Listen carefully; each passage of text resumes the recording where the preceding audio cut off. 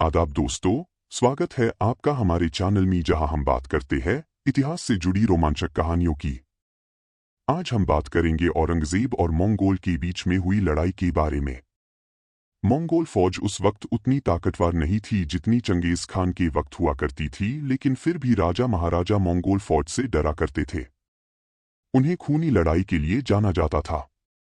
मंगोलों और मुगलों के बीच इसके बाद इतिहास का वो इकलौता युद्ध हुआ जिसमें दोनों आमने सामने आए।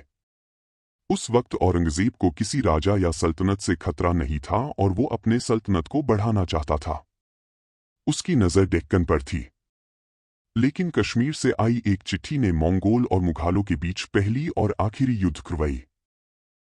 ये कहानी शुरू होती है लद्दाख से, जहां पर वहां के राजा ग्याल्पो डेलिक नामक ग्याल को मंगोल्स ने घेर रखा था। उनके पास इतनी फौज नहीं थी कि मंगोल्स से लड़ सके।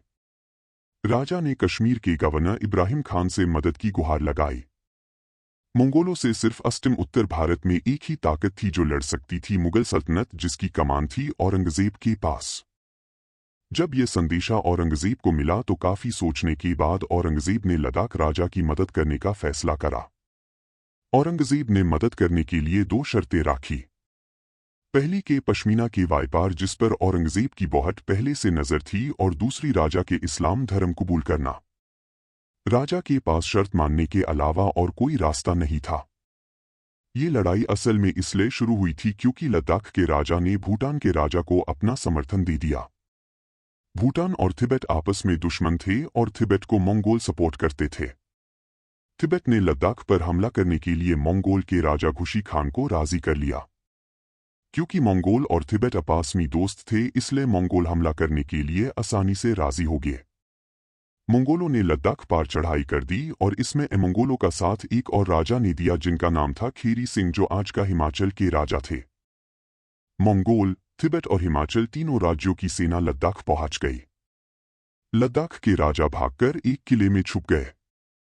इस किले के अंदर मंगोल फौज नहीं घुस पाई और इस बीच लद्दाख के राजा ने औरंगजेब से मदद मांगी।